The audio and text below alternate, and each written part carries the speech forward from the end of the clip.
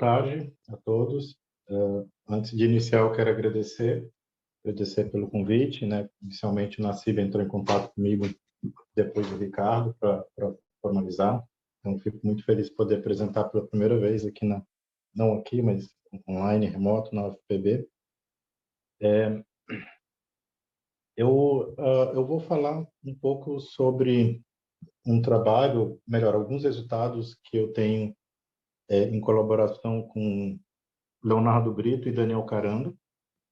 Alguns desses resultados, bom, o Daniel Carando é um pesquisador experiente, né, da Universidade de Buenos Aires, e o Leonardo Brito é um aluno que a gente está orientando no doutorado, aluno aqui da Universidade Federal do Amazonas.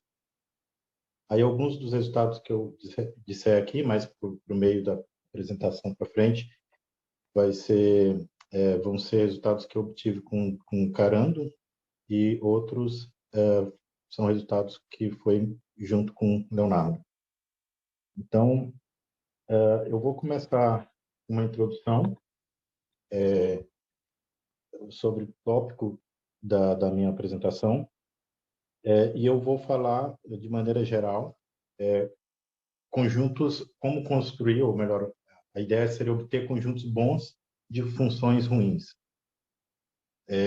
Bom, isso é bem subjetivo, né, e bem relativo, o que seria bom, o que seria ruim. Então, preciso deixar um pouco mais claro. E o que a gente vai entender, ou o que eu vou entender nessa apresentação de ser bom, conjuntos bons? Para mim, conjuntos bons vão ser conjuntos que têm alguma estrutura linear ou alguma estrutura algébrica, né? Por exemplo, espaços vetoriais, álgebras, espaço de Banach, álgebra de Banach. Então, para mim, conjuntos bons, conjuntos que você pode manipular os objetos lá dentro, somando, fazendo multiplicação. E funções ruins, para mim, e eu coloquei essa palavra ruim só porque é um antônimo de bom, né? Porque poderia ter colocado outra palavra, exótico, algum tipo que talvez seja mais adequado. Mas funções ruins, para mim, nessa apresentação, eu quero que todos entendam como sendo funções que têm um comportamento estranho, ou que contraria, em algum sentido, o senso comum. Então, a ideia aqui vai ser a gente tentar provar que certas funções ruins você consegue formar conjuntos bons, ou seja, espaços vetoriais, álgebras, com funções que têm comportamentos ruins, nesse sentido escrito agora. E o primeiro exemplo mais famoso nesse sentido é o que a gente conhece como monstro de Weierstrass. A gente tem que um monstro de Weierstrass é uma função desse tipo. Você tem uma somatória, não importa muito o que está aparecendo aí, mas é uma somatória desse tipo, que você tem os coeficientes A, B, enfim. E a propriedade interessante dessa função é que ela é uma função que ela é contínua e não diferenciável em todo ponto. Então, a primeira vez que essa função apareceu, de fato, eu li um pouco da história e não foi um exemplo de Weierstrass, mas foram outros que tinham dado exemplos antes de funções desse tipo, com essa propriedade, mas Weierstrass aparentemente foi o primeiro que publicou. Então, é conhecido como monstro de Weierstrass. E a primeira vez que apareceu esse exemplo, os matemáticos, à primeira vista, era contrário, né, ao senso comum, né, por assim dizer. E, de fato, eu coloquei aqui duas citações que eu encontrei, quer dizer, não está na forma de citação, mas que eu encontrei sobre esses monstros de Weierstrass. Uma foi Poincaré, que deu o nome de monstro, e ele disse que essas funções são um atentado ao senso comum, que mostra que, de fato, isso contraria, né, o senso comum, ou seja, uma função que seria contínua, da intuição de que, pelo menos em um ponto, você deveria ter alguma suavidade, deveria ser diferenciável. Hermite também escreveu que esses monstros de Weierstrass, ele é um flagelo lamentável, né?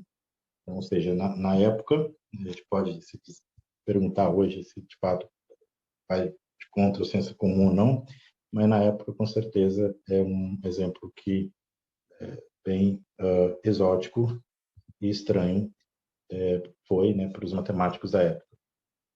E aí dá para acreditar que os exemplos de funções desse tipo, né, tão singular, de fato seria singular, que são uma função, ou poucas funções dentro de muitas que deveriam ser diferenciáveis pelo menos um ponto dentro do conjunto das contínuas, mas de fato não. Em 1930, Banach ele mostrou que a quantidade de funções, ou a maioria das funções não contínuas em 0, 1, são desse tipo, né? Elas são contínuas, mas não são diferenciáveis em nenhum ponto.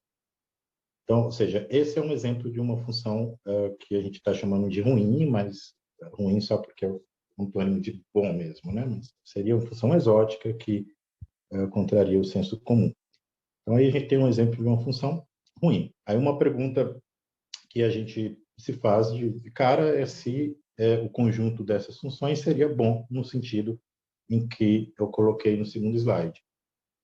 De fato, não, né? Quando você pega o conjunto de todas as funções que são contínuas em 0, 1, mas que não são diferenciáveis em todo ponto, contínuo e não diferenciável, a gente tem que esse conjunto não é um espaço vetorial, não pode ser uma álgebra. Bom, de cara não pode ser, porque se você pega a função zero, ela é diferenciável em todo ponto e, e não está dentro desse conjunto. Não pode ser um espaço vetorial. Mas mesmo se a gente incluir o zero, você tem que essa função, ela não, esse conjunto, ele não constitui um espaço vetorial. Se você pega, por exemplo, uma função de classe C1C, uma função G, nesse conjunto que eu estou chamando de W, das funções contínuas e não diferenciáveis de todo ponto, se a gente pega a soma de F mais G, está em W, porque se fosse diferenciável em algum ponto, então, como F é de classe C1, G deveria ser, a gente sabe que não pode, porque está em W.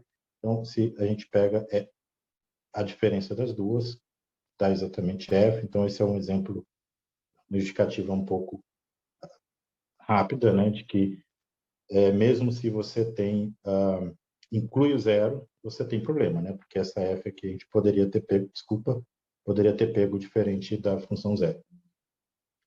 Tá, então, esse não é um conjunto bom no sentido que eu coloquei no início da minha apresentação, mas a gente tem resultados que diz que a gente consegue formar conjuntos bons com essas funções.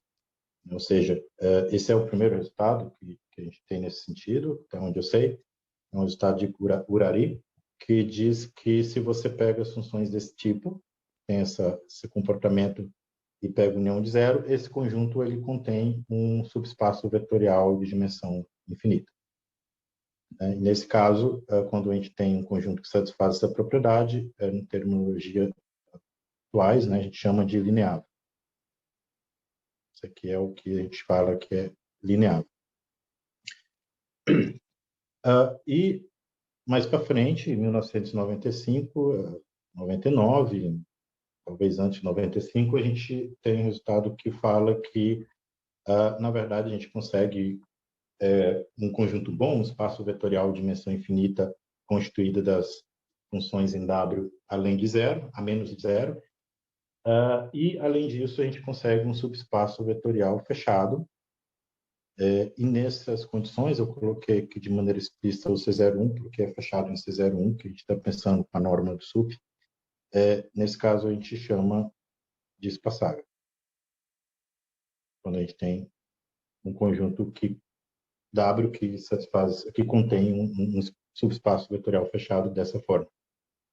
Então, é bom ressaltar que nesse trabalho aqui eles provam bem mais, porque, bom, eu li o trabalho desse Rodrigues, Piazza, e ele prova que, talvez seja melhor dizer o que prova Funk, Gurari e Kardec.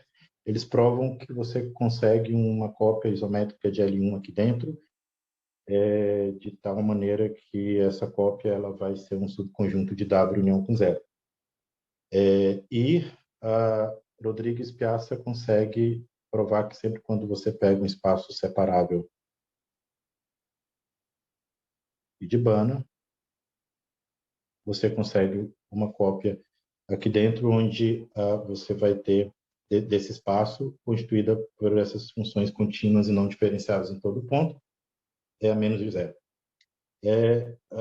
O que é dito nesse artigo aqui, apesar das datas, né, o que é dito aqui é que esse espaço de L1 tinha sido provado no pré-print aqui desses caras. Então, imagino que o resultado desses foram primeiro, mas depois a publicação saiu só depois, talvez com outros resultados, né?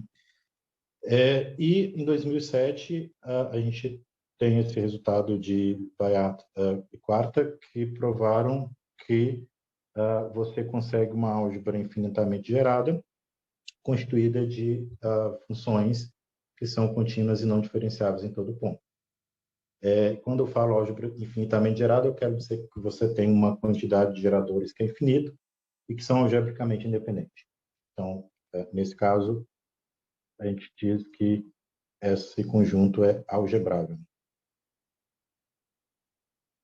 Bom, então, veja que nosso primeiro exemplo de funções ruins, né, no sentido que eu defini no segundo slide, a gente consegue formar conjuntos bons de elementos desse conjunto, né? E esse tipo de estudo, encontrar linearidade, subespaços vetoriais em conjuntos que a princípio não têm nenhuma linearidade, ela não são espaços vetoriais, é uma linha de pesquisa bem recente, né, que, quer dizer, vem pelo menos desde 2000, tem vários resultados. Antes disso, né, eu coloquei alguns aqui. Eu deixei em inglês, porque, se eu não me engano, isso é o subtítulo de um livro do Pellegrino, que seria a procura de linearidade, né, no sentido de matemática. Então, existem vários resultados desse contexto, tanto no que tange a funções contínuas e não diferenciáveis em nenhum ponto, mas funções que seriam contínuas, mas não é holder. Tem exemplos, por exemplo, na área de análise complexa também, tem exemplo em espaços sequências. Então, tem trabalhos em várias áreas nessa área, inclusive com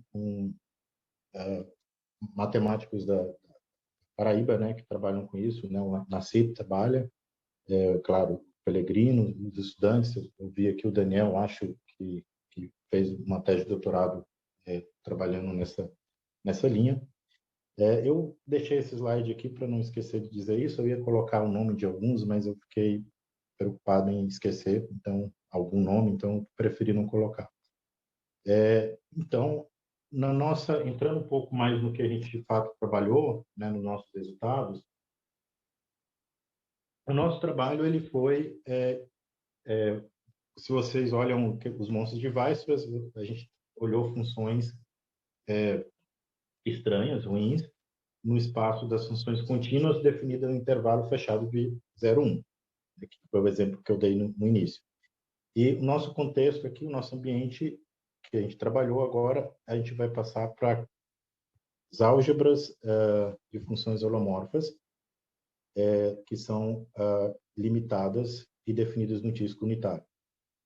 Né? Eu vou fazer toda a apresentação olhando essa álgebra na dimensão 1. Né? A gente tem resultados por dimensões maiores, mas a apresentação eu vou focar em dimensão 1. Tá?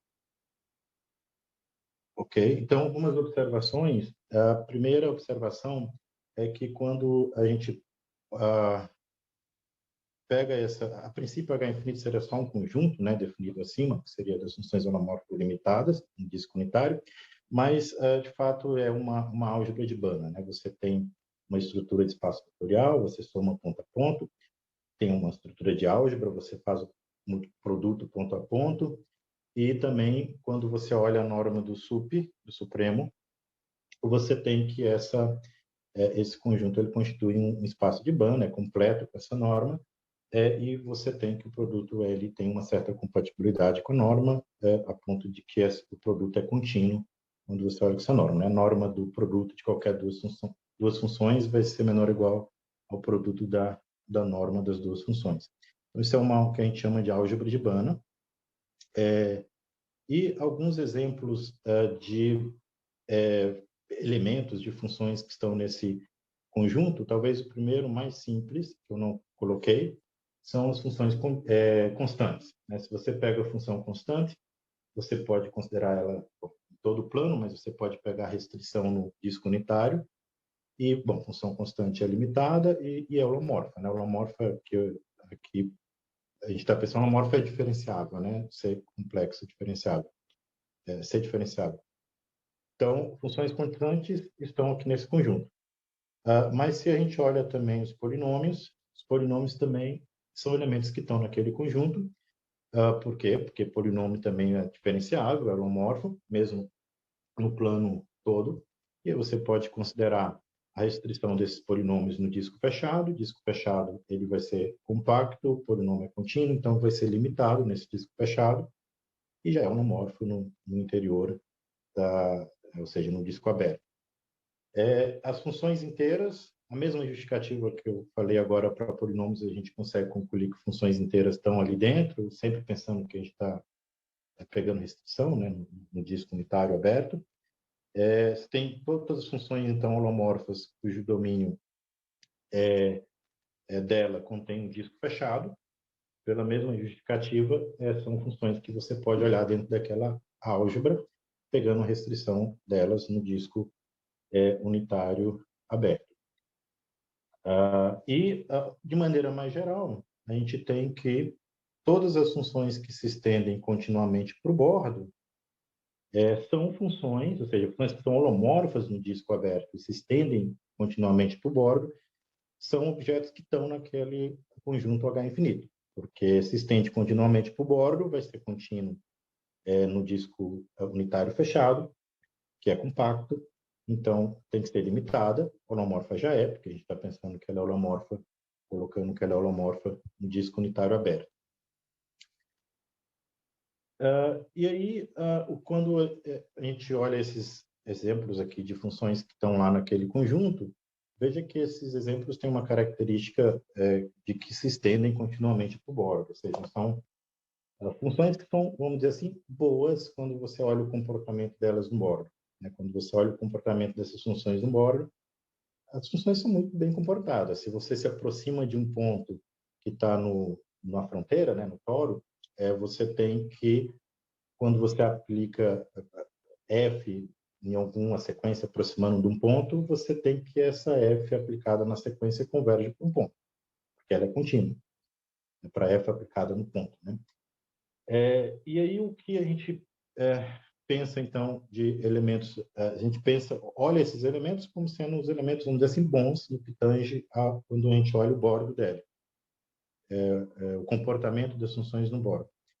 E um exemplo de uma função que não é tão boa assim, quando a gente olha o bordo, essa função, e elevado a z mais 1 sobre z menos 1, esse normalmente são o primeiro exemplo que a gente vê de função que tem uma propriedade não tão boa no bordo, em particular no ponto z igual a 1. Deixa eu tentar ver se eu consigo. Consegui. Então, aqui, o que acontece no caso desse exemplo, f de z igual a e elevado a z mais 1 sobre z menos 1, é que essa função ela é limitada. De fato, quando você pega o módulo dela é menor ou igual a 1. Eu não vou justificar todos os detalhes, mas a norma aqui é menor ou igual a 1. E a justificativa disso a gente olha aqui esse expoente, z mais 1 sobre z menos 1, você pode multiplicar pelo conjugado em cima e embaixo, e aí a gente vai concluir, quando a gente fizer isso, a parte real desse expoente aqui vai ser algo do tipo sigma menos 1 sobre módulo do que ao quadrado do que está aparecendo embaixo, né? De z menos 1, porque você fez multiplicação pelo conjugado. E aí o que aparece aqui, isso é a parte real, né? O que aparece aqui no numerador é da forma sigma -1, e se você olha restrito apenas no disco aberto, isso significa que vai ser negativo. Então, se a parte real é negativa, você passa o módulo só lê a parte real, então aí você vai ter que ele é menor ou igual a e elevado a zero, né? Se vocês quiserem aqui, e elevado a zero, que é 1. Né? Então, por isso que ela é limitada. Então, esse é um exemplo de uma função que é limitada, e quando a gente olha essa função em 1, ela tem um comportamento um pouquinho estranho, porque, primeiro, quando você converge aqui, eu não vou justificar esses detalhes, talvez depois poderia fazer isso, caso alguém queira, mas se você converge aqui radialmente sobre com reais, né, sobre a reta real, a gente tem que f de t converge para zero. Então, quando você estuda radialmente aqui, convergindo para 1, está indo para zero. E quando a gente avalia, deixa eu pegar outra cor aqui, pegar roxo, qualquer radial que você pega, não é de qualquer forma que você convirja, você se aproxime do bordo que não seja 1, a gente vai ter que sempre vai se aproximar de um valor cujo módulo, ou seja, módulo de f de, vamos colocar assim, e θ é 1. É possível provar isso por quê? Porque a função é contínua em todo ponto que não seja 1. Essa função aqui, ela é uma função que ela é holomorfa em todo plano, exceto em 1. Então, ela é contínua. E quando você faz o cálculo de uma função f aplicada num elemento desse tipo, é possível, fazendo apenas algumas contas, mostrar que o módulo é 1. O módulo sempre vai ser 1. Essas duas argumentações aqui que eu dei, que eu afirmei, com elas a gente consegue concluir, usando o epsilon, os n0, se quiserem, que a gente consegue sequências aqui, convergindo aqui para 1, que vai para elementos cujo módulo é 1, né? Ou seja, elementos diferentes aqui de comportamento diferente dessa que f de t vai para zero, né? Bom, em particular, ela não vai ser, evidentemente, você não consegue, de maneira alguma, estender ela ali para aquele ponto do bordo, né? Por causa disso, é uma singularidade. E se você, bom, uma outra forma de ver isso é se você olha a função no plano complexo, essa singularidade aqui é o que a gente chama de singularidade essencial, né? Você não consegue se livrar dela. Então, é um comportamento assim muito ruim nesse ponto que a função tem. E aí o que a gente quer estudar, então, seria funções que têm comportamentos ruins nesse sentido. E quando você se aproxima em algum ponto do bordo, a função ela começa a oscilar, começa a se comportar de forma estranha. Mas, e aí a gente chama de funções ruins, né? Na terminologia do segundo slide, nesse bordo. Mas uma pergunta que fica é como a gente pode analisar o comportamento dessas funções no bordo, porque as funções de H infinito não estão definidas no bordo. Então, como que se analisa isso, né? Você não pode pegar um ponto do bordo e aplicar F, porque a princípio não está definido e, de fato, as que a gente está querendo estudar não são contínuas no bordo, né? Você, de fato, está com funções que tem que são ruins, né? Quando a gente olha o bordo. Como que a gente pode estudar, então, o comportamento dessas funções no toro, né? No bordo? Bom, aí a gente usa a ideia parecida com que eu fiz no desenho anterior, usando a ideia de se aproximar desses pontos e ver o que está acontecendo. Praticamente é o que eu fiz no último slide, né? Deixa eu colocar de outra cor aqui. Pronto. Então, vou colocar aqui mesmo. Então, se você quer investigar se eu vou sempre colocar um 1 para ficar melhor. Então, se, por exemplo, você quer olhar o 1, esse ponto, e tem uma determinada função definida aqui no disco, né? E a gente quer ver se essa função, analisar essa função nesse ponto 1, o que a gente faz é pega sequências e aproxima aqui de 1. E se você pega uma sequência aqui ZK se aproximando de 1, pode ser que quando a gente aplica F em ZK, isso vai para, sei lá, para pi, não sei. E a gente pode ter um WK, outra sequência aproximando de outro lado, quando você aplica F em WK, de tal maneira que F aplicado em WK, por exemplo, tenda para, não sei, 1, por exemplo. E, bom, a gente pode pegando sequências ali aproximando de 1 e ver, aplicar F e ver aquelas onde F converge para algum lugar. E quando a gente olha os valores que estão aparecendo aqui, do lado direito, esses valores são os valores que a gente chama que estão no cluster da função. Cluster da função no ponto 1. Então, cluster é isso, né? Você vê os limites da função aplicando uma imagem, né? Próximo do ponto. Então, a definição assim precisa é essa aqui, né? Você tem que um determinado pega uma função f, pega um ponto no bordo, aqui eu coloquei a letra errada, né? O desenho. E a gente tem que um determinado número vai ser um elemento do cluster da função, se a gente consegue uma sequência, vou colocar de verde, se a gente consegue uma sequência convergindo para o Z, onde quando você aplica F na sequência, vai para lambda. Então, esse é o conjunto do cluster no ponto Z. Então, a gente analisa, vamos dizer assim, o comportamento de F de uma forma um pouquinho, no nosso caso, olhando esses conjuntos de cluster da função no ponto.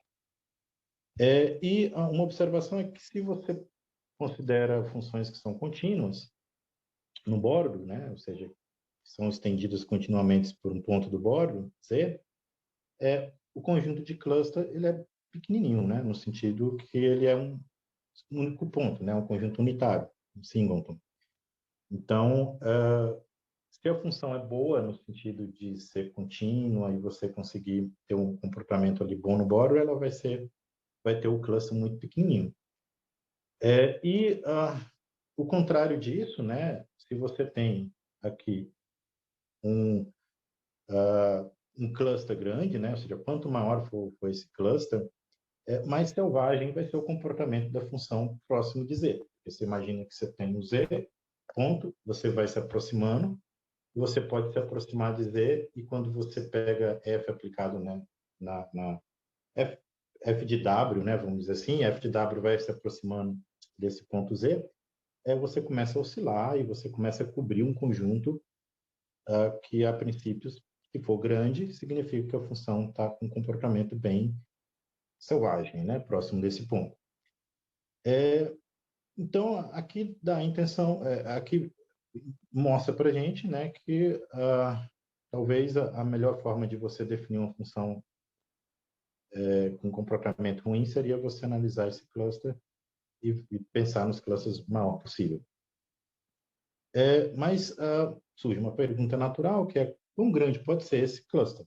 Né? Porque maior possível, mas maior possível quão grande pode ser? Como que é esse cluster? Ou seja, o cluster de uma função no ponto aqui da fronteira, quão grande ele pode ser? Se a função for contínua no ponto, a gente ou pode ser estendida continuamente no ponto, a gente sabe que é pequenininho. E agora, se não, né, quão grande pode ser? E aí o que a gente tem é que o conjunto de cluster, primeiro, ele é limitado. Por que é limitado? É limitado porque a função f é limitada. Então, como a função f é limitada, lembrem que o conjunto de cluster ele é determinado por limites, né, pontos aderentes ali de f aplicado em pontos que estão no domínio. Ou seja, quando você olha o cluster ele é um subconjunto do fecho da imagem de f, né? E f é limitada, então o cluster tem que ser limitado. Então, não adianta esperar que seja muito mais grande do que isso, esse cluster de uma função de f no ponto no bordo. Ele é fechado também e ele é conexo. Eu não vou justificar isso agora, mas ele é fechado, ele é conexo porque você consegue, talvez eu possa escrever rapidinho, ele é fechado e conexo porque uma caracterização dele é que ele é a interseção, pode pegar aqui delta maior que zero. Você pode pegar discos, escrever, pronto. Vai pegar disco centrado no ponto onde você quer. Ou seja, são discos centrados em Z, que é o ponto onde a gente vai analisar o cluster com determinado raio delta, intersectar com o disco unitário, pega o fecho disso. Esse é o cluster. O que a gente está fazendo aqui é algo do tipo, a gente tem aqui o ponto, pegar o ponto Z, e a gente está pegando certa bolinha aqui, intersectando com o domínio, que seria o disco unitário, e a gente está com um raio delta e a gente está pegando a interseção de todas essas bolinhas, mas aplicando F aí nessa interseção. E a gente consegue resultados de topologia mesmo, em geral, que esse conjunto, como F é contínuo, essa interseção aqui ela é conexa, essa interseção ela tem que ser conexa. Então, é conexo e é fechado porque é a interseção de fechado. Então, a gente tem que o cluster ele é fechado e ele é outra cor, que ele é fechado e ele é limitado, ou seja, ele é compacto. Então, como ele é compacto, também, bom, não pode esperar que ele seja muito grande, né? Um conjunto compacto num plano complexo. Então, o que a gente coloca como sendo, então, um cluster grande é o que está escrito aqui embaixo. A gente olha, e para a gente uma função com comportamento ruim no bordo é aquela que tem um cluster grande, e um cluster grande para a gente vai ser que tem um interior não vazio. Não tem como ir muito além disso. É exatamente essas funções que a gente quer tentar investigar, né? Funções que, quando você olha o cluster dela nos pontos do bordo, do toro, esses clusters são grandes no sentido de ter interior não vazio ou de conter, em outras palavras, um disco aberto. Ok. Mas depois que a gente conclui isso, e a gente coloca esse problema, né, nesse contexto, a gente tem a pergunta de como que a gente constrói funções ruins, né, no sentido de ter esse cluster grande. Como que a gente poderia fazer essas construções? E, para isso, a gente consegue, usando resultados de interpolação, né, ou seja, pegando sequências que são interpolantes em H infinito, e com essa sequência interpolante a gente consegue fazer essas construções de forma razoavelmente simples, inclusive, porque a gente já tem resultados bem conhecidos que caracteriza sequências interpolantes para álgebra H infinito. Eu acabei não falando, mas uma sequência ela é interpolante para uma álgebra H infinito se sempre quando a gente pega uma sequência limitada, vai ter uma determinada função que, quando você aplica na sequência interpolante, chega em AK. Ou seja, você pode escolher aqui, tem uma liberdade enorme para escolher qual sequência quiser, limitada, e você consegue sempre uma F limitada na álgebra H infinito, que, quando você aplica na sequência interpolante, na ZK, ela vai para cá. É uma liberdade ali que a gente tem, vamos dizer assim, para poder escolher certas funções, né?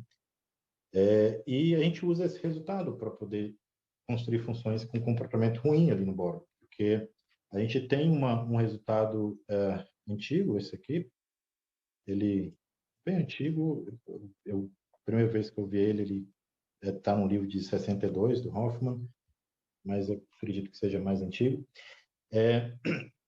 E ele dá para a gente uma maneira de a gente dizer quando que uma sequência é interpolante, né? Então, da forma como está escrito aqui, perceba que, se a gente pega 1 menos módulo de ZK mais 1, a gente pode escrever o que está em cima como sendo isso menor do que o C, ou seja, existe a constante C, né?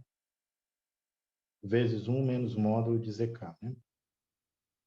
E aí você pode aplicar isso outras vezes, nesse 1 menos módulo de ZK, muitas vezes aqui, e no final você vai chegar numa coisa do tipo Z elevado a K, vezes uma constante, vou pegar uma constante, não sei, constante m. Essa constante m vai ser 1 menos módulo de Z1, né?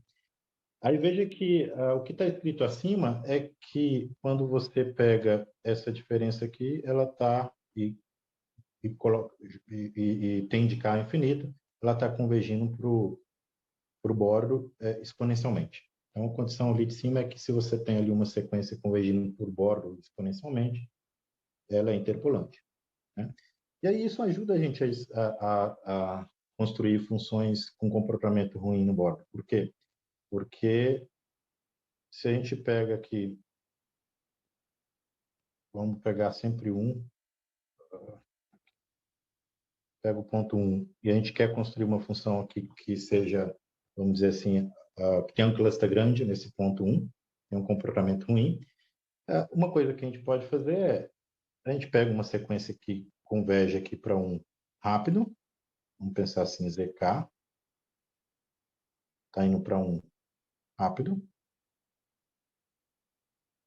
rápido entre aspas, rápido no sentido do teorema anterior, né, exponencialmente, e a gente sabe que ela é interpolante, por causa do teorema de cima.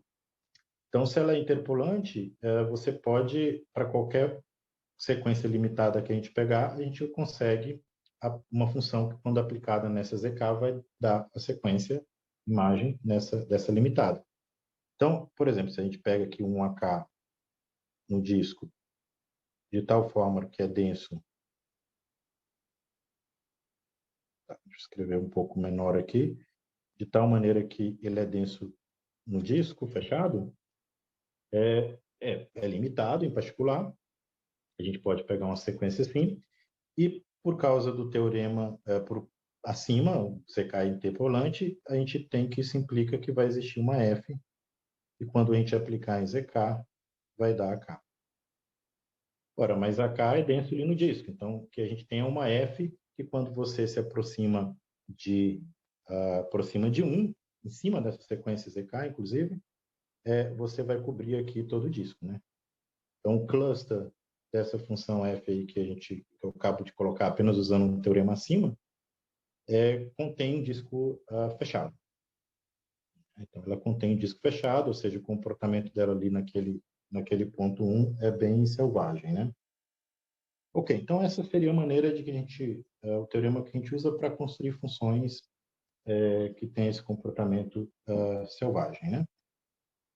E quais são os resultados que a gente obteve, então? Esse primeiro resultado, esse teorema, a gente tem ele já no artigo meu e do Dani, que seria o fortemente GeoGebrado. A gente conseguiu, usando aquela brincadeira de sequências interpolantes, a gente consegue colocar assim, a gente consegue, bom, a gente quer uma função que o comportamento nos pontos sejam selvagem, né? Vamos pensar que a gente pega o ponto 1, então a gente gostaria de ter uma função f holomorfa definida aqui, de maneira que quando a gente olha o cluster de f em 1, ela seja grande no sentido de ter interior não vazio, ou seja, de conter um disco, né? Um determinado disco. Então, a gente consegue facilmente construir uma função desse tipo, porque eu acabei de dizer para vocês no slide anterior como fazer. Só que aí esse resultado nosso, usando essa sequência tripulante, a gente consegue, na verdade, construir uma função que também vai ter o cluster grande aqui em -1. Mas também vai ter um cluster grande aqui, bom, qualquer ponto que vocês pegarem, vai ter também um cluster grande. Então, o que a gente consegue é uma função que vai ter um cluster grande no sentido de conter um disco em todo esse toro. O comportamento é muito selvagem em qualquer ponto que a gente pegar dessa função. E a gente não só consegue construir uma, mas a gente consegue construir uma álgebra, ou seja, usar essas funções e construir uma álgebra que é gerada por uma quantidade de geradores, algebricamente dependente da cardinalidade do contínuo. Ou seja, a gente consegue um resultado desse tipo, que seria fortemente ser algebrável, que a gente chama. Além disso, a gente conseguiu, aí isso já é nesse preprint aqui, a gente consegue fazer isso de uma forma não muito complicada, mas acho que a gente comeu mosca aqui e o Leonardo conseguiu fazer de forma não muito complicada, que é mostrar a espaciabilidade, né? Nesse trabalho aqui, a gente tem espaciabilidade para alguns contextos de dimensão infinita, e nesse aqui a gente consegue a espaciabilidade para em qualquer dimensão, mas aqui eu estou enunciando em dimensão 1. Então, a gente tem a espaciabilidade quando tem uma cópia de L1. Tá? Aí, algumas observações sobre esse resultado. A primeira observação é que a gente provou os resultados desse teorema A para a dimensão infinita qualquer, maior, né? E dimensão infinita também. Só que no caso de dimensão infinita, a gente tem uma pequena diferença, porque o conjunto de cluster, a forma natural de se definir esse conjunto de cluster é usando topologias Praga-Estrela, isso tem a ver com o espectro da álgebra. E aí, quando a gente usa essa definição, a gente tem a possibilidade de ter cluster grande também no interior, que é bem interessante, então o resultado ele fica mais técnico. Aí a gente conseguiu esses dois para esse resultado, teorema A, para qualquer espaço de Banach em dimensão infinita separado.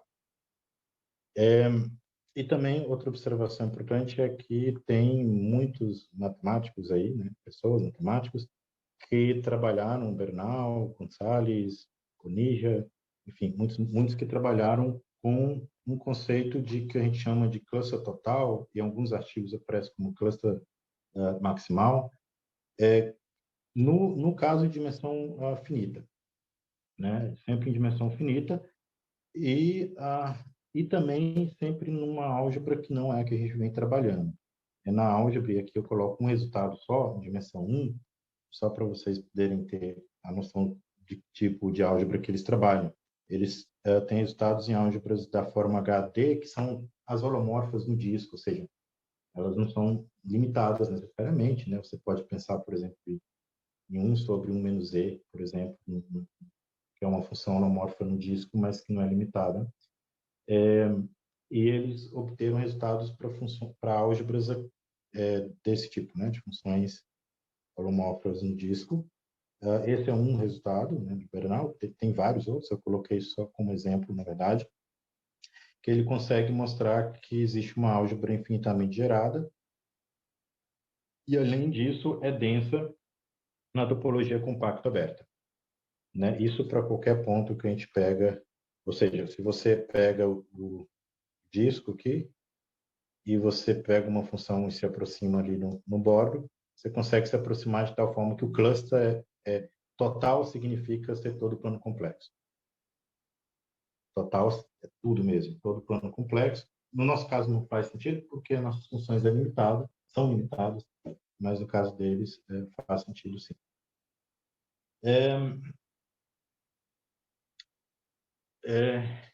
Eu vou dar uma pequena, deixa eu ver se eu tenho um tempinho. Tá, eu ia dar uma pequena ideia da demonstração do teorema A, mas eu vou deixar para caso no final vocês queiram, posso dar uma pequena ideia, porque tenho pouco tempo e tenho ainda mais 3 slides, né? Eu prefiro adiantar e passar para vocês alguns resultados que a gente vem trabalhando mais recentemente que tem a ver com cluster radial. Cluster radial, o que... Deixa eu colocar aqui vou explicar no desenho, que eu acho que fica melhor. Bom, a gente ainda está trabalhando na álgebra das funções limitadas e holomorfas no disco. E o que a gente fez, lembra daquele exemplo que eu passei para vocês agora mesmo? Que é o exemplo f de... sempre esqueço de colocar canetinha. Que é o exemplo f de z igual a e elevado a z mais 1 sobre z menos 1. Né? Esse exemplo aqui. Esse exemplo aqui, ele... Deixa eu era isso. Esse exemplo aqui, lembrem que você, quando olha a gente consegue convergir aqui de tal maneira que vai para valor zero, se você vai sobre a reta real, e você consegue outros valores aqui, outras sequências, e quando você se aproxima de vai f aplicado na sequência, convergeria para elementos com módulo 1, né? Ou seja, pelo menos vai conter o cluster, nesse ponto, vai conter dois elementos diferentes, pelo menos. E se tem dois diferentes, vai ter uma quantidade não numerável, né? Porque a gente sabe que é conexo o cluster. Então, tem muitos, né? Em termos de quantidade, numerabilidade, cardinalidade. Então, mas aqui a gente está convergindo, está se aproximando de forma assim, meio que por lado ali, né? Meio que por direções ali estranhas. Mas existe um conceito que chama cluster radial, que é o seguinte: olha, o cluster radial desse ponto aqui, é aquele que você faz só uma aproximação. A aproximação permitida é só nessa direção desse raio aqui. Por isso, cluster radial. E, da mesma forma, qualquer outro ponto, a gente só vai poder aproximar via esses raios, né? Seriam as aproximações permitidas. E aí você pensa, bom, se você aproxima pensando nesse raio, o que acontece, né? Você tem que... Esse exemplo, em particular aqui, ele é um exemplo de uma função que é bem comportada, porque quando você se aproxima aqui por a gente vai ter que vai para zero, e nos outros sempre vão convergir também, porque a função é contínua nos pontos do toro, que não é 1. Ok, então aí vem uma pergunta natural, né? Tá, então a gente está se aproximando desses pontos aí no toro, em qualquer direção, vamos pensar só radial, né? Será que a gente consegue uma função muito estranha, que você faz essas aproximações radial, né, que seria estranho em todo ponto, aproximando só dessa maneira? Não é muito... rapidamente a gente percebe que essa pergunta não faz muito sentido, você não pode ter isso, né, para todos os pontos no toro, a gente estaria desatualizado no caso, porque tem um teorema muito antigo de Fatou que fala que se você pega uma função limitada nesse disco, você tem que os limites radiais, né? Isso aqui é os limites radiais, escrito de uma forma um pouco mais diferente, mas são os limites radiais, sempre existe para quase todo ponto, né? Quase todo ponto no sentido de medida linear zero, né? Então, vai existir para quase todo ponto. Na verdade, a função quase sempre, vamos dizer assim, ela é bem comportada quando a gente olha os limites radiais. Ok, mas esse quase todo ponto ajuda um pouco a gente a tentar ter um problema, né? Ter alguma pergunta. Aquela coisa, a gente vai caçando para ver o que pode ser feito. Tá, se é quase todo ponto, será que... Tá, a gente não consegue em todos os pontos comportamentos ruins com limite radial, mas será que para pontos, por exemplo, não sei, medida nula, alguma coisa assim, a gente não conseguiria? Tá, e aí, essa pergunta, pensando nessa pergunta, a gente tem... Opa, soltou 2 slides. A gente tem um resultado que é uma contraparte, vamos dizer assim, do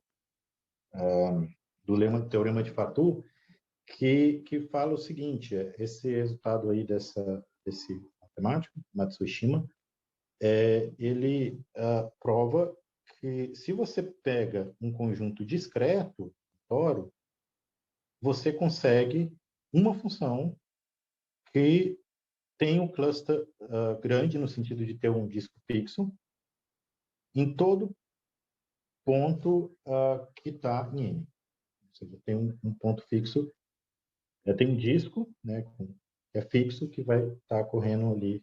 O comportamento da função radialmente vai ser sempre ruim quando você pega pontos desse conjunto M discreto. Só que se a gente olha essa construção dele,